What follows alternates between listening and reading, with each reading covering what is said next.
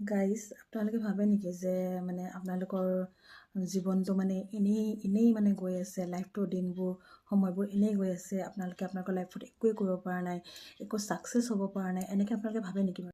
যদি তেনেকৈ ভাবিছে তেতিয়াহ'লে মই ক'ম যে আপোনালোকে এটা কাম কৰি চাওক, আৰু সেই কামটো যদি আপোনালোকে কৰিব পাৰে তেতিয়াহ'লে আপোনালোকে গম পাব যে 100% আপোনালোকে ছাকচেছ নহ'লেও আপোনালোকে 90% ছাকচেছ হৈছে, আৰু আপোনালোক এজন ছাকচেছফুল পাৰ্চন, এজন ছাকচেছফুল পাৰ্চন হয়।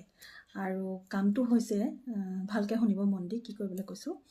কামটো হৈছে, এতিয়া ঠাণ্ডা দিন ন, বাথৰুমলৈ যাওক, এবাল্টি ঠাণ্ডা পানী লওক, টেংকি পানী কিন্তু একদম ঠাণ্ডা পানী, গা ধুই দিয়ক।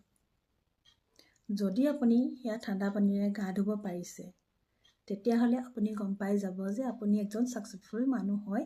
লাইফত আপুনি একো কৰিব নোৱাৰিলেও অন্ততঃ আপুনি এই কামটো কৰিব পাৰিছে, ইমান মোৰ ঠাণ্ডাত আপুনি ঠাণ্ডা টেংকি পানীৰে আপুনি গা ধুব পাৰিছে, গতিকে লাইফত আপুনি অন্ততঃ এইটোতো কৰিব পাৰিছে, ইয়াততো আপুনি ছাকচেছ হৈছে, গতিকে আপুনি এজন ছাকচেছফুল পাৰ্চন হয়।